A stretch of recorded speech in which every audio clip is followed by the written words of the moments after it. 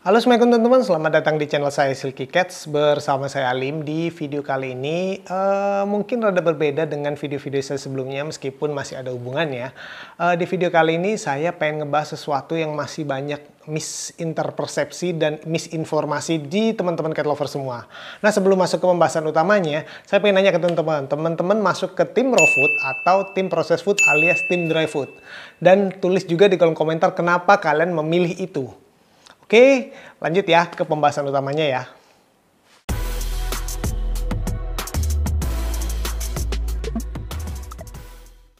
Oke, secara garis besar, makanan kucing yang ada di pasaran itu ada dua macam. Jadi raw food atau processed food. Jadi yang saya maksud raw food itu adalah makanan murni yang tanpa proses masak.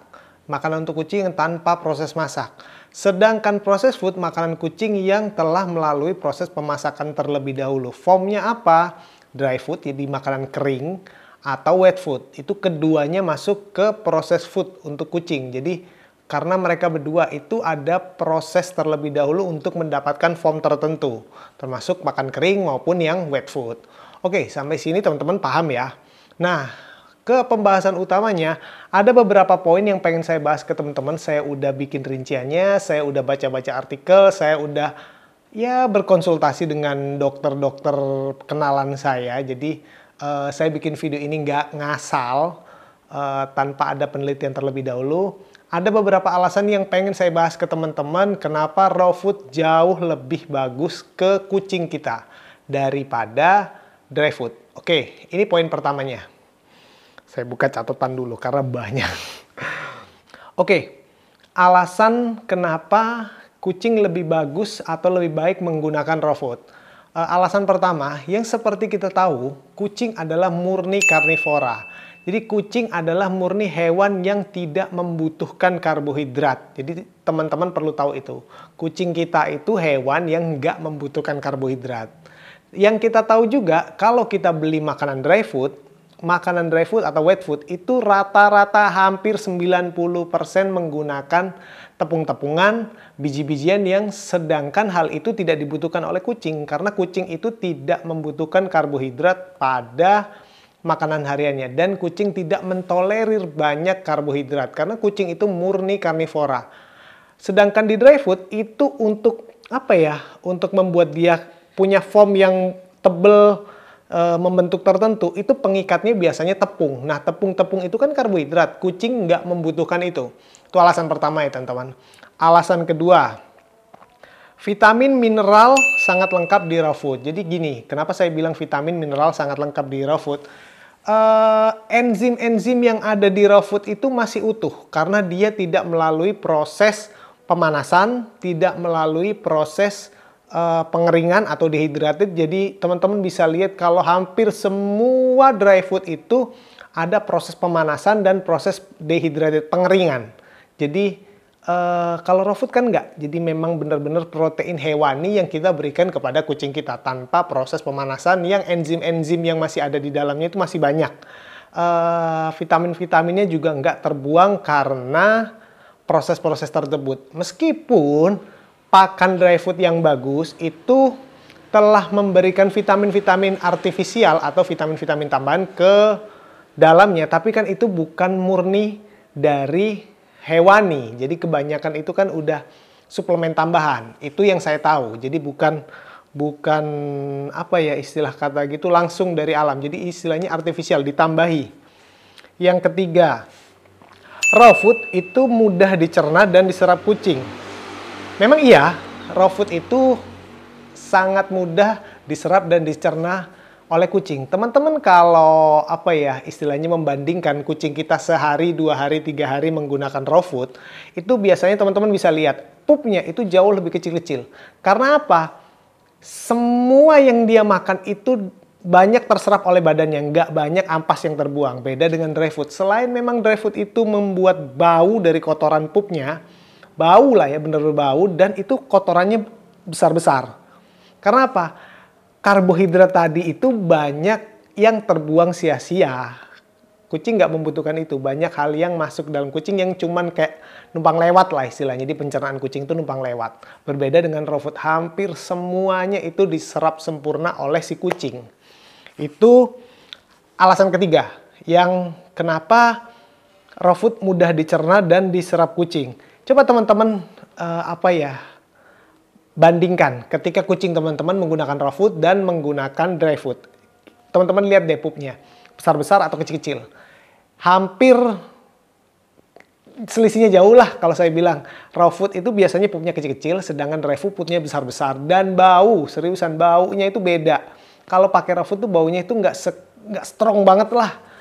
Itu alasan ketiga. Alasan keempat, enzim dan vitamin di dry food tidak sebagus raw food. Nah, ini enzim yang saya maksud itu enzim-enzim pada protein hewani yang kita berikan ke kucing kita itu nggak sebagus. Karena apa? Namanya juga dry food ya. Dry food atau wet food. Itu kan pasti ada pengawet. Kayak kita bilang, makanan yang kita berikan ke kucing kita pada raw food itu enzimnya masih seger. Karena apa? Raw, nggak dimasak. Cuman biasanya raw food itu kan dibekukan. Nah, itu yang ngebuat enzim-enzimnya masih ada. Jadi kelembapan, terus zat-zat yang masih itu nggak rusak karena proses pemanasan gitu loh. Masih alami bener-bener dari hewan yang kita proses lah. Maksudnya dari hewan yang kita sembelih, terus kita giling atau kita potong caca-caca, masukin kulkas, udah kasih.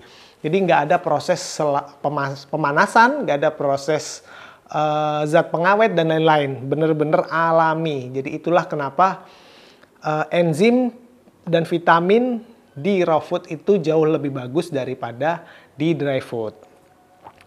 Yang kelima, raw food mengurangi resiko gagal ginjal. Nah, betul sekali. Saya mengalami sendiri, nggak lama, belum 1 tahun terakhir. Jadi saya punya kucing itu kayak makannya banyak, tapi berat badan tuh nggak pernah nambah. Itu yang pertama. Makannya banyak, berat badan nggak pernah nambah. Terus kayak sering kadang mencret, kadang padat, kadang mencret, kadang padat. Gitu aja, dikasih obat mencret juga tetap. Dikasih obat mencret tetap. Ntar makan banyak, ntar padat. Terus badannya juga gampang terserang flu, gampang juga kena penyakit kulit. Itu saya rasakan banget. Ternyata kucing ini makin hari makin drop. Dan saya bawa ke dokter, kata si dokter, ini kucing kena gagal ginjal. Padahal itu yang saya tahu, saya udah pakai pakan grain free yang lumayan mahal loh. Yang satu saknya itu hampir 2 juta. Bisa dibilang pakan grain free terbaik lah. Kucing saya nggak cocok. Jadi saya lewat satu kucing impor di umur 1 tahun 7 bulan kalau nggak salah, itu hanya karena dia gagal ginjal. Karena over karbohidrat dan si kucing nggak bisa mencerna makanan dia dengan baik. Dan saya diskusikan dengan breeder luarnya memang begitu. Jadi kucing kalau gagal ginjal itu biasanya penyebabnya itu karena dia tidak bisa memproses banyak karbohidrat yang masuk. Ini saya alami sendiri ya teman-teman. Belum lagi di luar sana masih banyak kucing yang susah kencing, urinary tract. Banyaklah kasus-kasus yang terjadi ketika kita pure ngasih makan dry food. Nah, kalau teman-teman tanya mending mana dry food, wet food, atau raw food? Kalau saya 100% lebih bagus raw food. Jauh lah teman-teman. Teman-teman coba deh. Meskipun di video sebelumnya saya ada nge-review dry food, bukan berarti saya 100% menggunakan dry food. Enggak, dry food itu buat saya pribadi, dry food itu cemilan. Jadi saya selalu ready, tapi main food buat dia, makanan utama buat kucing-kucing saya itu ya raw food. 80% lah. Dry food tetap saya kasih, masih saya kasih. Saya bukan tipikal orang yang 100% raw food, enggak, saya tetap kasih dry food. Cuman persentasenya kalau ditanya berapa persentase yang saya pakai untuk kucing-kucing saya, 80% raw food, 20% dry food. Even saya siap pagi itu ngasih spet ke pakan kucing, itu tetap saya kasih raw. Ada campuran raw-nya. Raw-nya itu ya daging, ya organ-organ, kayak otot, gitu-gitulah. Itu saya blender bareng. Jadi kayak apa ya, saya nggak meninggalkan dry food 100%, tapi saya nggak over ngasih. Jadi kayak cuman ya buat snack aja buat kucing-kucing saya gitu loh. Oke, itu poin kelima. Nah, poin keenam, secara keseluruhan kucing itu mendapatkan air dari kelembapan makanan. Kalau teman-teman teliti, teman-teman bisa lihat di belakang packaging dry food, itu pasti teman-teman bisa temukan tulisan bahwa selalu sediakan air segar untuk kucing Anda. Karena apa? Kalau dry food dia kan kering. Kucing tidak mendapatkan kelembapan dan air dari makanannya. Itulah kenapa produsen dry food ngebuat supaya mendekati dengan raw food atau dulunya dia dapat kelembapan, selalu sediakan air. Nah, itulah kenapa saya bilang raw food lebih bagus. Itu poin ke-6. Poin ke-7. Bahan pengawet dan vitamin additional bisa saja mempengaruhi hormon kucing. Nah, ini teman-teman Ketri banyak yang ngerasain, termasuk saya juga ngerasain. Saya pernah dalam 1 tahun, kucing saya itu betina nggak ada satupun yang birahi. Pernah. Ayo, siapa? Komen di bawah yang pernah ngerasain kucingnya nggak birahi. Atau kucingnya dikawin nggak hamil-hamil. Atau kucing pejantannya ngawin beberapa betina nggak subur. Siapa? Silahkan komen di komentar di bawah. Saya yakin teman-teman Ketri sering ngerasain kayak gini. Nah, kalau teman-teman teliti, hal itu kenapa? Karena kucing itu hormonnya nggak balance karena efek banyaknya bahan pengawet dan vitamin-vitamin tambahan pada dry food di luar dari kandungan karbohidrat yang banyak pada dry food. Teman-teman Ketri pahamlah deritanya, atau teman-teman breeder pahamlah ini masalah ini gitu. Sering banget teman-teman Ketri, kucing saya kok nggak birahi, kucing saya kok dikawin nggak hamil. Coba perlahan diimbangi raw food sama dry foodnya, atau dibanyakin lah raw foodnya daripada dry foodnya. Insya Allah problem tersebut sedikit demi sedikit berkurang. Oke. Itu 7 hal yang saya rangkum berdasarkan pencarian saya dari video YouTube, dari diskusi ke dokter hewan, dan beberapa artikel. Nanti saya bakal tulis linknya di bawah di mana saya dapat sumber-sumber itu. Nah, untuk terakhir nih penutupan, lumayan panjang sih ini masih. Mitos-mitos yang ada di masyarakat terkait raw food. Mitos pertama. Saya udah rangkum teman-teman, bener-bener panjang sebenarnya. Mitos pertama, parasit pada raw food sangatlah besar. Nah, yang perlu teman-teman ketahui, parasit kalau pada daging, organ-organ seperti jantung, hati, dan tulang itu tidak terlalu besar. Nah, parasit pada hewan yang kita sembelih itu biasanya pada daerah pencernaan. Nah, daerah pencernaan kan kita nggak masukkan ke dalam raw food. Nah, setelah itu kan kita dinginkan 3 hari minimal. Itulah yang ngebuat kenapa parasit tidak bakal banyak berkembang biak. Mitos yang pertama. Ini saya dapatkan dari penelitian Dr. Karen Becker. Yang kedua, bakteri pada raw food sangatlah tinggi dibanding dry food. Faktanya, bakteri yang ada pada raw food akan mati ketika sudah dibekukan 3 hari, termasuk bakteri Escherichia coli. Nah, ini nih yang sering-sering bahas, bakteri Escherichia coli. Nah, bakteri itu nggak bakal berkembang biak ketika sudah dibekukan. Jadi raw food kita sudah dibekukan selama 3 hari. Siapa yang masih takut Escherichia coli? Ayo ngaku. Nah, mitos yang ketiga. Bagaimana dengan salmonella?